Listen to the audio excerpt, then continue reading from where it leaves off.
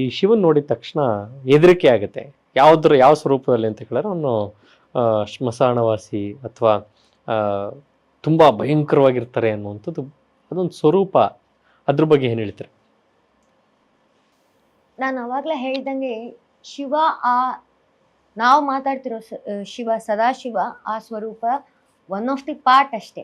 So ನೀವು ಭಯಂಕರ ಸ್ವರೂಪ ಅನ್ನೋದೇನಿದೆಯೋ, ಅಗೇನ್ ತಂತ್ರದ ಬಗ್ಗೆ ಮಾತಾಡೋಕೆ ಬಂದಾಗ ತಂತ್ರದಲ್ಲಿ 2 ವಿಧ ಇದೆ, ವಾಮಭಾಗ ಮತ್ತು ದಕ್ಷಿಣಾಚಾರ ವಾಮಾಚಾರ. ಸೊ ದಕ್ಷಿಣಾಚಾರ ಅನ್ನೋದ್ರಲ್ಲಿ ಶಿವ ಶಾಂತಾನೆ, ವಾಮಾಚಾರದಲ್ಲಿ ಕೆಲವು ನೀವು ಹೇಳ್ತಿರೋ ಅಂಥ ಶಿವ ಸ್ಮಶಾನವಾಸಿ, ಅಲ್ಲಿ ಭಯಂಕರವಾಗಿದ್ದಾನೆ, ಈ ಥರದ್ದೆಲ್ಲ ಬರೋ ಅಂಥದ್ದು. ಎಲ್ಲರಿಗೂ ಆ ಪರ್ಟಿಕ್ಯುಲರ್ ಶಿವ ಒಲಿತಾನೆ ಅನ್ನೋದು ಇಲ್ಲ ಸರ್. ಇವಾಗ ಒಂದು ಡೆಸ್ಟಿನೇಷನ್ ಇರುತ್ತೆ, ಆ ಡೆಸ್ಟಿನೇಷನ್ಗೆ ನಮಗೆ ಬೇಕಾದಷ್ಟು ದಾರಿ ಇರುತ್ತೆ ಹೋಗೋಕೆ. ನಾನು ಕಲ್ಲು ದಾರಿಲೂ ಹೋಗ್ಬೋದು, ಟಾರ್ ರಸ್ತೆಯಲ್ಲೂ ಹೋಗ್ಬೋದು, ಕಾಂಕ್ರೀಟ್ ರಸ್ತೆಯಲ್ಲೂ ಹೋಗ್ಬೋದು. ನನಗೆ ಡೆಸ್ಟಿನೇಷನ್ ಇಂಪಾರ್ಟೆಂಟ್ ಅಷ್ಟೆ. ಅದು ನೀವು ಅಘೋರ ರೂಪದಲ್ಲಾದರೂ, ನೀವು ವಾಮಾಚಾರದಲ್ಲಾಗೂ ಹೋಗಿ, ದಕ್ಷಿಣಾಚಾರದಲ್ಲಾಗೂ, ನಾನು ವೇದದ ಮುಖೇನ ಹೋಗ್ತೀನಿ, ನಾನು ಮಾಡೋದೇ ಇಲ್ಲ ಹಂಗೂ ನಾನು ರೀಚ್ ಆಗ್ತೀನಿ ಅಂದರೂ ನಾವು ಹೋಗೇ ಹೋಗ್ತೀವಿ. ಫೈನಲಿ ನಾವು ಮಾಡುವಂಥ ಡೀಡ್ಸ್ ಕರ್ಮಗಳು ಪರಮಾತ್ಮನಲ್ಲಿ ಸೇರಿಸುತ್ತೆ. ಓಕೆ, ನಾವು ಮಾತಾಡ್ತಾ ನೀವು ಹೇಳಿದ್ರಿ ಶಿವನಿಗೂ ವಾಮಾಚಾರಕ್ಕೂ ಏನು ಸಂಬಂಧ? ಕೆಲವು ದೇವತೆಗಳಿಗೆ ಸಾತ್ವಿಕ ಪೂಜೆಗಳೇ ಇದೆ. ಕೆಲವು ದೇವತೆಗಳಿಗೆ ಶಿವನಿಗೆ ಏನು ಅಂದರೆ ನಾವು ಸಾತ್ವಿಕವಾಗೂ ಪೂಜೆ ಮಾಡಬಹುದು ಮತ್ತು ಬೇರೆ ರೀತಿಯಲ್ಲಿ ಹಾಗೂ ಪೂಜೆ ಮಾಡಬಹುದು, ನೀವೇನು ಹೇಳಿದ್ರೋ ಅದು. ಸೊ ವಾಮಾಚಾರ ಅಂತ ಅಂದ ತಕ್ಷಣ ಇದು ಅಥರ್ವ ವೇದದಲ್ಲಿ ಬರೋ ಅಂತಹ ಒಂದು ಪರ್ಟಿಕ್ಯುಲರ್ ಪಾರ್ಟ್ ವಾಮಾಚಾರ ಇದೆ, ಮೆನ್ಷನ್ ಆಗಿದೆ. ಬಟ್ ಎಲ್ಲ ಟೈಮಲ್ಲೂ ಅದು ವಾಮಾಚಾರ ಕೆಟ್ಟದು ಅನ್ನೋದಲ್ಲ, ಇಲ್ಲ. ಅದು ಕೆಲವರು ತುಂಬ ಸಿದ್ಧಿ ಮಾಡಿಕೊಂಡು ಅದು ಒಳ್ಳೆಯದಕ್ಕೂ ಉಪಯೋಗಿಸ್ಬೋದು, ಕೆಟ್ಟದಕ್ಕೂ ಉಪಯೋಗಿಸ್ಬೋದು. ಅನ್ಫಾರ್ಚುನೇಟ್ಲಿ ಏನು ಅಂದರೆ ನಾವು ಕೆಟ್ಟದಕ್ಕೆ ತುಂಬ ಫೋಕಸ್ ಮಾಡ್ತಿರೋದ್ರಿಂದ ಅದು ತಪ್ಪಾಗಿ ಕಾಣುತ್ತೆ. ಬಟ್ ಅದು ಆದರೆ ಸ್ವಲ್ಪ ಒಂದಿಷ್ಟು ತಪ್ಪಾದ್ರೂ ಅದು ಫೈನಲಿ ಡಿಸಾಸ್ಟರೇ ಆಗೋದು. ಓಕೆ, ಶಿವನಿಗೆ ನೀವು ಇಷ್ಟ ತನಕ ನಾವು ಮಾತಾಡ್ತಾ ಅವನು ಕೋಪದಲ್ಲಿ ನೋಡಿರುವಂಥ, ಹಾಗಾದರೆ ಶಿವನಿಂದ ನಾವು ಕಲಿಬೇಕಾಗಿರುವಂಥದ್ದು ಏನು? ನನ್ನ ಕೋಪ ಬಂದರೆ ನಾನು ಏನು ಬೇಕಾದ್ರೂ ಮಾಡ್ಬೋದು ಅನ್ನೋಂಥದ್ದನ್ನ ಕಲಿಬೋದಾ ಶಿವನಿಂದ? ಇಲ್ಲ, ಖಂಡಿತ ಇಲ್ಲ. ಕೋಪ ಬಂದರೆ ಏನು ಬೇಕು, ಕೋಪ ಇವಾಗ ಇದಕ್ಕೆ ಒಂದು ಎಕ್ಸಾಂಪಲ್. ಶಿವನಿಗೆ ಕೋಪ ಬಂದು ಬ್ರಹ್ಮನ ತಲೆ ಕಡ್ದಾಗ ಏನಾಯಿತು? ಶಿವನಿಗೆ ತಲೆ ಬಂದು ಕೈಯಲ್ಲೇ ಅಂಟ್ಕೊಂಡ್ಬಿಡ್ತು ಅಲ್ವಾ? ಆವಾಗಲೇ ತಾನೇ ಅವನು ಭಿಕ್ಷೆ ಬೇಡ್ಲಿಕ್ಕೆ ಶುರು ಆಗಿದ್ದು. ಇಲ್ಲಿಂದ ನಾವು ಏನು ಕಲಿತಿದ್ದೀವಿ? ತುಂಬ ಕೋಪ ಮಾಡ್ಕೊಳ್ಬಾರ್ದು ಅಂತ. ಬಟ್ ಇನ್ನೊಂದು ಶಿವಂದು ಒಳ್ಳೇದು ಇದೆಯಲ್ಲ, ಅದನ್ನ ಯಾಕೆ ನಾವು ನೋಡ್ತಾ ಇಲ್ಲ? ಸ್ಥಿತಪ್ರಜ್ಞತೆ, ಶಿವ ಅನ್ನೋಂಥದ್ದು ಒಂದು ಲೆಸನ್. ಖಂಡಿತ ಅದನ್ನೇ ನೀವು ಹೇಳಕ್ ಹೊರಟಿದ್ದೀರಾ ಅಂತ. ಅಷ್ಟೇ. ಶಿವನ ಸಂಪೂರ್ಣವಾಗಿ ಕಾಲೇಜ್ ವಿದ್ಯಾರ್ಥಿಗಳು ಅಥವಾ ಯುವಕರು ನೋಡೋದಿದ್ರೆ ಶಿವನ್ನ ಯಾವ ರೀತಿ ನೋಡ್ಬೇಕು? ನಾನು ಮೊದಲೇ ಹೇಳ್ದಂಗೆ ಶಿವನ್ನ ಅವರೆಲ್ಲ ಅವ್ರು ನೋಡ್ಕೊಳ್ಳಿ ಅಷ್ಟೇ, ನಥಿಂಗ್. ನಾನು ಹೇಳಿದ್ನಲ್ಲ, ಒಂದು ತೃಪ್ತಿ, ಒಂದು ಖುಷಿ, ಅಲ್ಲಿ ಶಿವ ಕಾಣೋದು. Let's not tie Shiva to one particular room. ಅವನು ಎಲ್ಲ ಕಡೆ ಇದ್ದಾನೆ. ಈ ಶಿವನ್ನ ಸಂಪೂರ್ಣವಾಗಿ ನಾವು ಮಾತಾಡ್ತಾ ಹೋದಾಗ ಅವನ ಗುಣಗಳಲ್ಲಿ ಪ್ರಮುಖವಾಗಿ ನೋಡುವಂಥದ್ದು ಆರೋಗ್ಯ. ಏನಂತ ಹೇಳಿದ್ರೆ ಅಷ್ಟು ಫಿಟ್ನೆಸ್ಸು ಇದೆಲ್ಲವೂ ಕೂಡ ನಾವು ಅದ್ರ ಬಗ್ಗೆ ಮಾತಾಡ್ತಾ ಹೋಗ್ತೀವಿ. ಆ ಶಿವನ ಮತ್ತು ಫಿಟ್ನೆಸ್ ಬಗ್ಗೆ ನೀವೇನು ಹೇಳ್ತೀರಿ? ಯೋಗಕ್ಕೆ ಯಾರು ಗುರು ಅಂದರೆ ಶಿವನೇ. ಇನ್ನೇನು ಹೇಳಿ. ಸೊ ಅಲ್ಲಿಂದಾನೆ, ಅವನಿಂದಾನೇ ಎಲ್ಲನೂ ಬರ್ತಾ ಹೋಗಿರೋದು. ಡಾನ್ಸ್ಗೆ ಯಾರು ಗುರು? ಶಿವನೇ. ಸೊ ಫಿಟ್ನೆಸ್ ಅಂದಿದ ತಕ್ಷಣ ಇನ್ನೇನು ನೆನಪಿಸ್ಕೊಳ್ಬೇಕು? ಶಿವನೇ. ಸೊ ಅವನೇ ಎಲ್ಲ ಕೊಟ್ಟಿರೋದ್ರಿಂದ ಖಂಡಿತವಾಗ್ಲೂ ಅದನ್ನೆಲ್ಲ ಮಾಡಿ ಅಭ್ಯಾಸ ಮಾಡಿ ಅವನಿಗೆ ಅರ್ಪಿಸ್ಬೇಕು. ಸೊ ಅದು ಶಿವ. ಓಕೆ, ಇನ್ನೊಂದು ಪ್ರಶ್ನೆ, ಇದು ನನಗೆ ಗೊತ್ತಿಲ್ಲ ಹೇಗೆ ಬರುತ್ತೆ ಅಂತ. ಶಿವನಿಗೂ ಆಂಜನೇಯನಿಗೂ ಇರುವಂಥ ಸಂಬಂಧ ಒಂದು ಹೇಳುವಂಥದ್ದು, ಒಂದು ಪುರಾಣದ ಪ್ರಕಾರ ಶಿವನ ಅಂಶ ಆಂಜನೇಯ ಸ್ವಾಮಿ ಅಂತ ಹೇಳ್ತಾರೆ. ಅದ್ರ ಬಗ್ಗೆ ಹೇಳೋದು. ಇದು ನಾನೆಲ್ಲೋ ತುಂಬ ಹಿಂದೆ ಒಂದು ಕತೆ ಓದಿದ್ದು, ಬಟ್ ನನಗೆ ಅಥೆಂಟಿಕ್ ಆಗಿ ಯಾವ ಟೆಕ್ಸ್ಟಿಂದ ಅನ್ನೋದು ನನಗೆ ಗೊತ್ತಿಲ್ಲ. ನಾನು ನಿಮಗೆ ಮೊದಲೇ ಕತೆ ಒಂದು ಹೇಳ್ದಂಗೆ ಒಂದು ಅಗ್ನಿ ಸ್ತಂಭದ ಕತೆ ಹೇಳಿದೆ. ಆ ಟೈಮಲ್ಲಿ ವಿಷ್ಣು ಶಿವಂದು ಮೂಲ ಹುಡುಕ್ಬೇಕು ಅಂತ ಕೆಳಗಡೆ ಹೋದಾಗ, ಶಿವಂದು ಹೋಗ್ಬೇಕಾದ್ರೆ ಅವ್ನ ಮೂಲ ಎಲ್ಲೂ ಸಿಗಲ್ಲ. ಬಟ್ ಅವ್ನು ಫೈನಲಿ ಅವ್ನು ನೋಡೋದು, ಅವನು ಶಿವನ್ ಪಾದನೂ ನೋಡೋಕ್ಕಾಗ್ತಾ ಇದೆಯೋ ಇಲ್ವೋ ಅನ್ನೋ ಥರ ಅವ್ನು ಕೆಳಗೆ ಹೋಗ್ತಾನೆ ಅಷ್ಟೇ. ಬಟ್ ಹರಿಹರರಲ್ಲಿ ವ್ಯತ್ಯಾಸ ಇಲ್ಲ, ಅದಂತೂ ಒಂದು ಹೌದು. ನಾವು ಕೆಲವರು ಪುರಾಣಗಳಲ್ಲಾಗಲಿ ಅಥವಾ ಕೆಲವು ಪದ್ಧತಿಗಳಿಂದಾಗಲಿ ಅಥವಾ ಕೆಲವರಿಂದಾಗಲಿ ಅದು ಹೇಗೇಗೋ ಬ್ರಾಂಚ್ ಹೋಗಿ ಏನೇನೋ ಆಗಿದೆ, ಅದನ್ನೆಲ್ಲ ಪಕ್ಕಕ್ಕಿಡೋಣ. ಬಟ್ ಇಲ್ಲಿ ಬಂದಾಗ ಶಿವ ಬಂದು ಆಂಜನೇಯನ ಅವತಾರ ಅಂತ ಒಂದು ಟೆಕ್ಸ್ಟಲ್ಲಿ ಇದ್ದಾಗ ಯಾಕಾಯ್ತು ಅಂದಾಗ, ಈ ವಿಷ್ಣು ಬಂದು ಅವನು ಮೂಲ ಹುಡುಕ್ಬೇಕಾದ್ರೆ ಕೆಳಗಡೆ ಹೋಗಿ ಹೋಗಿ ಹೋಗಿ ನೋಡ್ತಿಲ್ಲ, ಅವನು ಕಡೆಗೆ ಎಲ್ಲೋ ಒಂದ್ ಕಡೆ ಒಂದು ಪಾದ ಸ್ಪರ್ಶ ಆಗೋ ಹಂಗಾಗತ್ತೆ. ಬಟ್ ಶಿವನ್ಗೆ ಅವಾಗ ಅರಿವಾಗುತ್ತೆ, ವಿಷ್ಣುನು ಅವನಷ್ಟೇ ಪ್ರಿಯ ಸಖ, ಹೇಗೆ ಬಿಡ್ಲಿಕ್ಕಾಗತ್ತೆ. ಅವಾಗ ಅವನು ಬಂದಾದ್ಮೇಲೆ ಹೇಳ್ತಾನೆ, ಬ್ರಹ್ಮನ್ಗೆ ಶಾಪ ಬರುತ್ತಲ್ಲಿ, ಬ್ರಹ್ಮ ಸುಳ್ಳು ಹೇಳ್ಬಿಡ್ತಾನೆ, ನಾನು ನೋಡ್ದೆ ನಿನ್ನ ಮೂಲ, ನಿನ್ನ ತಲೆ ನೋಡ್ದೆ ಅಂತ. ಬಟ್ ನೋಡಿರಲ್ಲ. ಶಿವನ್ ಕೋಪ ಬಂದು ನಿನ್ನ ಪೂಜೆ ಆಗ್ಬಾರ್ದು ಅಂತ ಶಾಪ ಆಗುತ್ತೆ. ವಿಷ್ಣುಗೆ ಏನ್ ಮಾಡುತ್ತೆ, ವರ ಕೊಡ್ತಾನೆ, ನೀನ್ ನನ್ನ ಹತ್ರ ಕೆಳಗ್ ಬಂದು ಕೂತಿದ್ಯಾ, ನಾನ್ ನೆಕ್ಸ್ಟ್ ಜನ್ಮದಲ್ಲಿ ತ್ರೇತಾಯುಗದಲ್ಲಿ ನಿನ್ನ ಕಾಲಲ್ಲಿ ಯಾವಾಗ್ಲೂ ನಿನ್ ಜೊತೆ ಇರ್ತೀನಿ ಹನುಮಂತನಾಗಿ. ಅಲ್ಲಿ ಒಂದು ಕತೆ ಇದೆ, ಆದರೆ ಇದು ಯಾವ ಟೆಕ್ಸ್ಟ್ ಇಂದ ಇದೆ ಅನ್ನೋದು ನನಗೆ ಅದು ಅಥೆಂಟಿಕ್ ಆಗಿ ಐ ಡೋಂಟ್ ನೋ. ಶಿವ ನೀವು ಹೇಳಿದ ಹಾಗೆ ಮನಸ್ಸನ್ನ ನಿಮ್ಮಲ್ಲೇ ಸಿಗ್ತಾನೆ, ಇದೆಲ್ಲವೂ ಕೂಡ ಒಂದು ಭಾಗ. ಆದರೆ ಈಗ ಹನುಮಂತನ ಬಗ್ಗೆ ಮಾತಾಡಿದ್ವಿ, ಅದಕ್ಕಿಂತ ಮುಂಚೆ ತಗೊಂಡ್ರೆ ಶಿವನ, ಅದೇ ರಾಮನ ಯಾರು ವಿರೋಧಿ ಅಂತ ಏನು ಕರಿತೀವಿ, ರಾವಣ ಶಿವನ ಪರಮ ಭಕ್ತ, ಶಿವನಿಂದನೇ ವರ ತಗೊಂಡಂತ ವ್ಯಕ್ತಿ. ಶಿವ ಅಂತವ್ರಿಗೂ ಒಲಿತಾರ ಅಂತ? ಖಂಡಿತ. ಭೋಲೆನಾಥ್ ಅಂತ ನಾನು ಅದಕ್ಕೆ ಹೇಳಿದ್ವಿ. ಸೊ ಇವಾಗ ಹೇಗೆ ಅಂದ್ರೆ, ಒಂದು ಟೀಚರ್ ಇದೆ, ತುಂಬಾ ಆಟಿಟ್ಯೂಡಲ್ಲಿ ಇರುತ್ತೆ, ಅದು ಚೆನ್ನಾಗಿ ಓದುತ್ತೆ. ಇನ್ನೊಂದು ಮಗು ಆಟಿಟ್ಯೂಡೇ ಇಲ್ಲ, ಚೆನ್ನಾಗಿ ಓದಲ್ಲ. ಭೇದ ಭಾವ ಮಾಡ್ಲಿಕ್ಕಾಗತ್ತಾ? ಇಲ್ಲ. ದೇವರು ಹಾಗೇನೆ. ಇವಾಗ ರಾವಣನಲ್ಲಿ ಪ್ರಾಬ್ಲಮ್ ಏನಿತ್ತು, ಭಕ್ತಿ ಇತ್ತು, ಆದ್ರೆ ಈಗೋ ಇದೆ. ಅದು ಯಾರು ಏನೇ ಅಂದ್ರೂ ಅದು ಕರೆಕ್ಟ್ ಮಾಡ್ಕೊಳ್ಲಿಕ್ಕಾಗಲ್ಲ. ಫೈನಲಿ ಅದು ಸೆಲ್ಫಲ್ಲಿ ಆಗೋವಂಥದ್ದು. ಸೊ ಆ ಥರ ನೋಡಿದ್ರೆ ಯಾರು ರಾಕ್ಷಸರಿಗೂ ಶಿವ ವರಾನೇ ಕೊಡಬಾರ್ದಿತ್ತು. ಶಿವಗಣಗಳಲ್ಲಿ ಎಷ್ಟು ಜನ ರಾಕ್ಷಸರು ಇದ್ದಾರೆ. ಸೊ ಈ ಥರ ಯಾವುದೇ ಭೇದ ಭಾವಗಳಿಲ್ದೇನೆ ಅವನು ಶಿವ ಎಲ್ಲರಿಗೂ ಒಲಿಯುವಂಥದ್ದು. ಶಿವ ಅಂತಲ್ಲ, ವಿಷ್ಣುನೇ ಎಷ್ಟೊಂದು ಜನ ರಾಕ್ಷಸರಿಗೆ ವರಗಳು ಕೊಟ್ಟಿದ್ದಾನೆ. ಸೊ ನಾವು ಏನು ಮಾಡ್ತೀವಿ, ದೇವ್ರನ್ನ ಈ ರೀತಿಯಲ್ಲಿ ನಾವು ನೋಡೋದು ತಪ್ಪು ಅಂತ ನಾನು ಅದನ್ನೇ ಹೇಳ್ತೀನಿ. ಓಕೆ. ಈ ಶಿವ ಸೃಷ್ಟಿ ಮಾಡಿದಂಥ ಶಿವಗಣಗಳು, ಅದ್ರ ಬಗ್ಗೆ ಮಾತಾಡೋದಿದ್ರೆ ಮೇಡಮ್. ಸೊ ಗಣಗಳು ಹೇಗಾಗ್ತಾರೆ ಅಂದರೆ, ಶಿವನ ಪರಮ ಭಕ್ತರು ಫೈನಲಿ ಅವರು ಹೋಗಿ ಗಣಗಳಿಗೆ ಸೇರ್ತಾರೆ. ಇದಕ್ಕೆ ಒಂದು ಬ್ಯೂಟಿಫುಲ್ ಕತೆ, ನಂದಿ ಇದೆ. ನಾವು ಶಿಲಾಧರ ಅಂತ ನಂದಿ ತಂದೆ ಹೆಸರು. ಶಿಲಾಧರ ಏನಾಗುತ್ತೆ, ಮಕ್ಕಳಿರಲ್ಲ ಅಂತ ಅವನಿಗೆ ಅತಿ ಬಲಿಷ್ಠವಾದ ಮಗು, ಶಿವನನ್ನೇ ಮಗನಾಗಿ ಪಡಿಬೇಕು ಅನ್ನೋದು ಅವನು ಮನಸ್ಸಲ್ಲಿ ಕುರ್ತ್ಕೊಂಡು ಶಿವ ಧ್ಯಾನ ಮಾಡಕ್ಕೆ ಶುರು ಮಾಡ್ತಾನೆ. ಎಂಥ ಕಠೋರ ಧ್ಯಾನ ಅಂದರೆ, ನಾನು ಎಲ್ಲ ಹೇಳ್ದಂಗೆ ಎಲ್ಲ ಶಿವ ಅಂಶಗಳೇ. ಸೊ ಶಿವನನ್ನೇ ಮಗನಾಗಿ ಪಡಿಬೇಕು ಅಂತ. ಇದು ತುಂಬ ಕನ್ಫ್ಯೂಸಿಂಗ್ ಆಗಿರುತ್ತೆ for layman, but we will have to understand this point. ಶಿವನನ್ನೇ ಮಗನಾಗಿ ಪಡಿಬೇಕು ಅಂತ ಧ್ಯಾನ ಎಂಥ ಕಠೋರ ಅಂದರೆ, ಅವನು ಧ್ಯಾನ ಮಾಡ್ತಿದ್ದಂಗೆ ಅವನ ಮೇಲೆ ಈ ಹುಳ ಹುಪ್ಪೆಗಳೆಲ್ಲ ಬಂದು ತಿಂದು ಕಡೆಗೆ ಅವನಿಗೆ ಬರೀ ಬೋನ್ಸ್ ಅಷ್ಟೇ ಉಳಿಲಿಕ್ಕೆ ಶುರು ಆಗುತ್ತೆ. ಆ ಲೆವೆಲ್ಗೆ ಅಷ್ಟು ಕಠೋರ ಧ್ಯಾನ ಶುರು ಆಗುತ್ತೆ. ಶಿವ ಬರ್ತಾನೆ, ಪ್ರತ್ಯಕ್ಷ ಆಗ್ತಾನೆ, ಸರಿ ನಾನು ನಿನ್ನ ಮಗನಾಗಿ ಬರ್ತೀನಿ ಅಂತ ಆಗತ್ತೆ.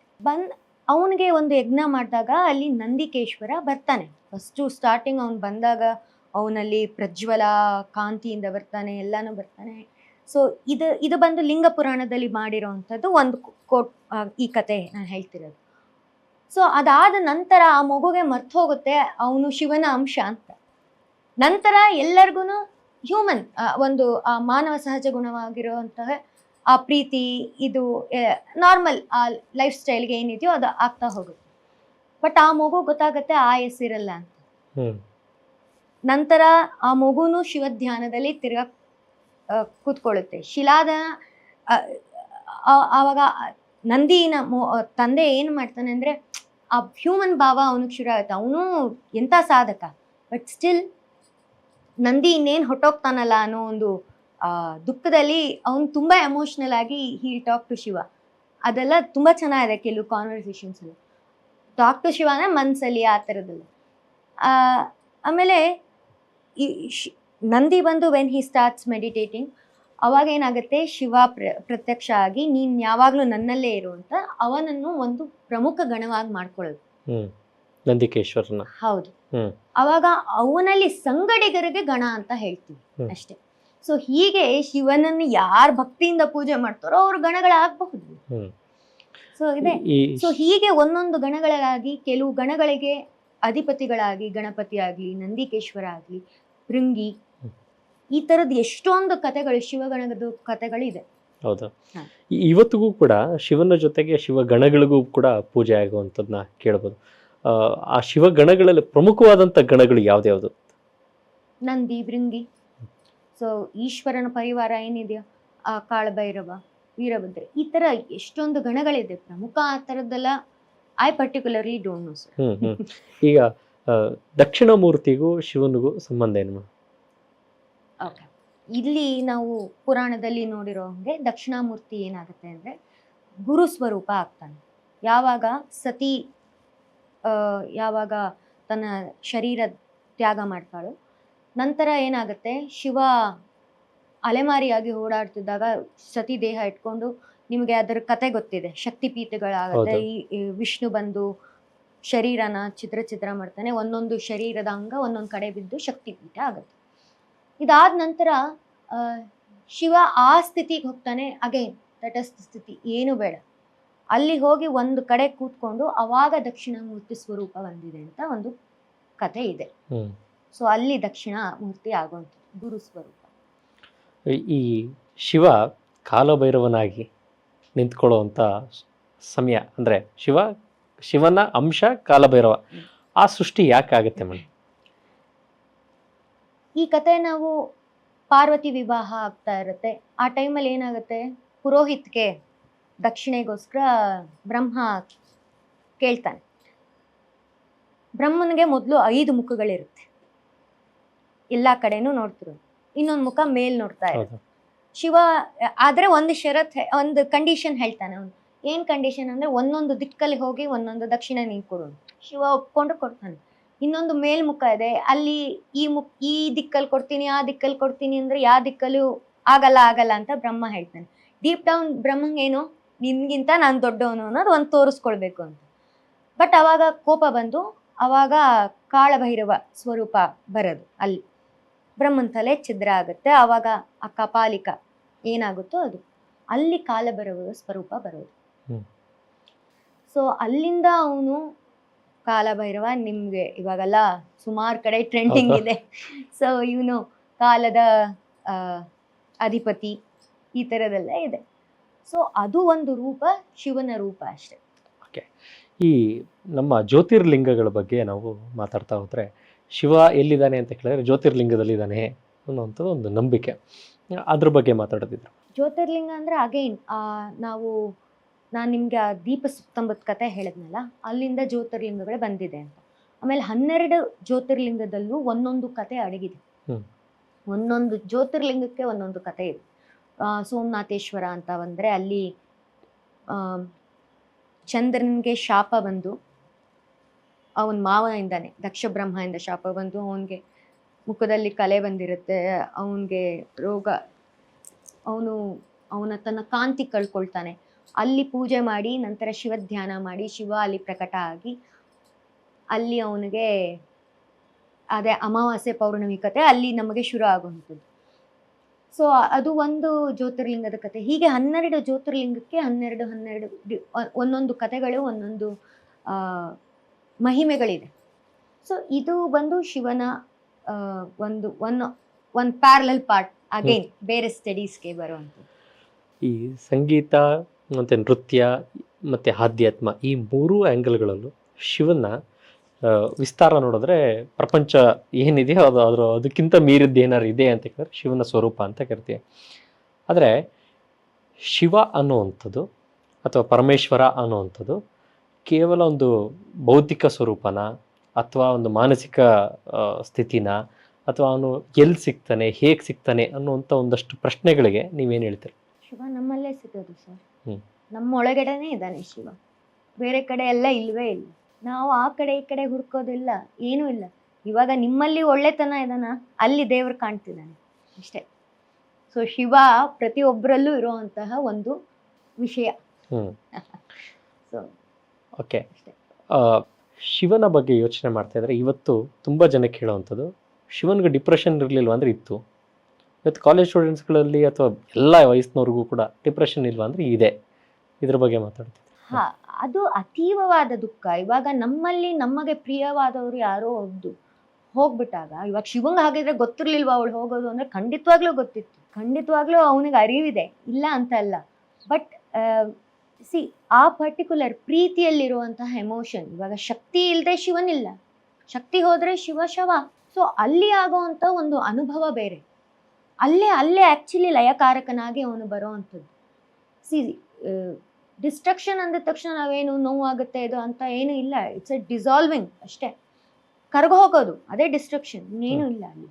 ಸೊ ಇಲ್ಲಿ ಶಿವನ್ಗೆ ಯಾವತ್ತೂ ಆ ರೀತಿಯಲ್ಲಿ ನೀವು ಹೇಳ್ದಾಗೆ ಆ ಥರದ್ದೆಲ್ಲ ಇಲ್ಲ. ಇವಾಗ ಎಮೋಷನ್ಸ್ ಬೇಸಿಕಲಿ ನೀವು ಹೇಳ್ತಿರೋದು, ಎಮೋಷನ್ ಕಂಟ್ರೋಲ್ ಹೇಗೆ, ಶಿವ ಅಂತ ನೋಡಿದಾಗ ಅಲ್ಲಿ ಎಮೋಷನ್ ಅನ್ನೋದೇ ಇಲ್ಲ, ಅವನು ಸ್ಥಿತಪ್ರಜ್ಞ, ನಾನು ಹೇಳ್ದಂಗೆ ಸಮಾಧಿ ಸ್ಥಿತಿ. ಸೊ ಅಲ್ಲಿ ಕೆಲವೊಂದು ಕಥೆಗಳಲ್ಲಿ ಕೆಲವೊಂದು ರೀತಿಯಲ್ಲಿ ಶಿವನ ಪೋಟ್ರೆ ಆಗಿರೋದ್ರಿಂದ ಅದು ನಮಗೆ ಒಂದೊಂದು ಭಾವದಲ್ಲಿ ಆಗಿದೆ. ಸೊ ಅದಾದ ನಂತರ ಅವನು ತಿರ್ಗಾ ಅವನು ಶಿವನ ತತ್ವ ಅಥವಾ ಶಿವನ ಬಗ್ಗೆ ತಿಳಿದುಕೊಂಡು ಅವನು ಧ್ಯಾನ ಸ್ಥಿತಿಯಲ್ಲಿ ಬರ್ತಾನಲ್ಲ. ಸೊ ಹೀಗೆ ಒಂದು ಸೆಲ್ಫ್ ಕಂಟ್ರೋಲ್ ಅನ್ನೋದು definitely we will have to learn. Okay, ನಂದು ಇನ್ನೊಂದು ಪ್ರಶ್ನೆ ಪ್ರಮುಖವಾಗಿ ಗಂಗೆ ಮತ್ತು ಶಿವ ಅದ್ರ ಬಗ್ಗೆ ಹೇಳೋದಿದ್ರೆ. ಸೊ ನಮ್ಮಲ್ಲಿ ಏನು ಅಂದರೆ, ಇವಾಗ ಹೇಳ್ತೀನಿ, ನಾನು ಜಾಸ್ತಿ ಈ ಜಾಸ್ತಿ ಆ ಥರದ್ದು ಈಗೋ ಇದ್ದಾಗ ಈ ಕತೆ ಹೇಗೆ ಬಂತು ಅಂದರೆ, ಭಾಗೀರಥ ಪ್ರಯತ್ನಗಳು ನಿಮಗೆ ಗೊತ್ತಿರಬಹುದು.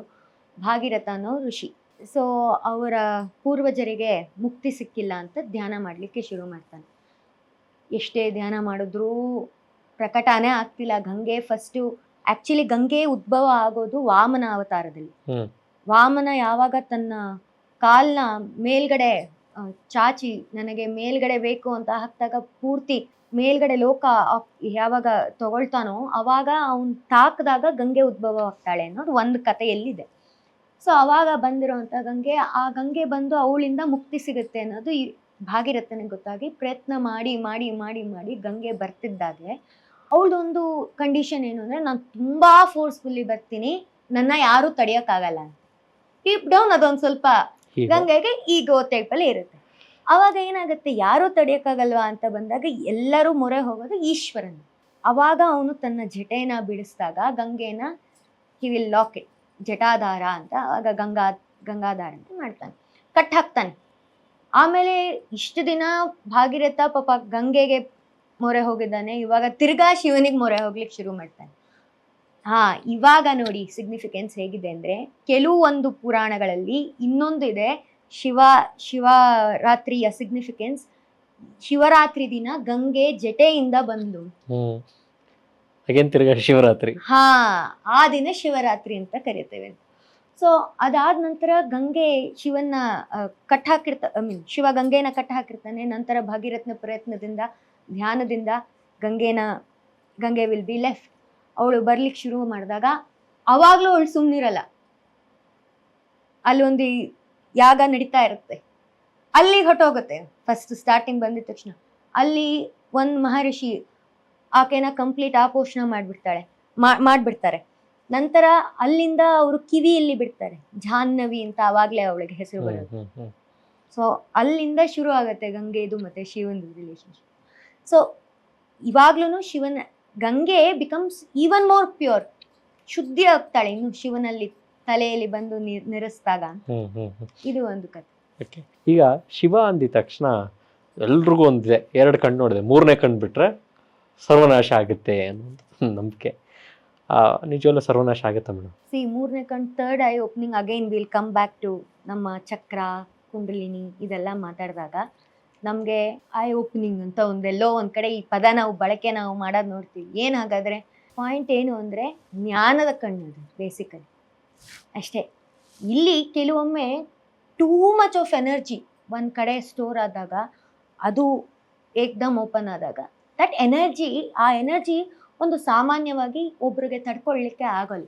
ಎನರ್ಜಿ ಅಧಿಕ ಆದ್ರೂ ಕಷ್ಟ, ಎನರ್ಜಿ ಇಲ್ಲದೆ ಇದ್ರೂ ಕಷ್ಟ. ಸೊ ಆ energy is stored in third eye ಅಷ್ಟೇ. ಅದು significance of the third eye. ಶಿವನಲ್ಲಿ ಬಂದಾಗ ಶಿವ ಬಂದು ಎಷ್ಟು ಯೋಗಿ, ಅವನು ಆದಿಯೋಗಿ, ನಿಮಗೆ ತಿಳಿದಂಗೆ ಎಂಥ ಎನರ್ಜಿ ಇರುತ್ತೆ ಅಲ್ಲಿ. ಸೊ ಅದಕ್ಕೆ ಅದು ಓಪನ್ ಆದಾಗ ಅವನು ಕೋಪ ಬಂದಾಗ ಥರ್ಡ್ ಐ ಓಪನ್ ಆಗುತ್ತೆ, ಅಂತ ಎನರ್ಜಿನ ತಡಿಲಿಕ್ಕೆ ಆಗದೆ ಇದ್ದಾಗ ಭಸ್ಮ ಆಗೋ ಅಂಥದ್ದು ಅಂತ ಹೇಳ್ತಾರೆ. ಓಕೆ.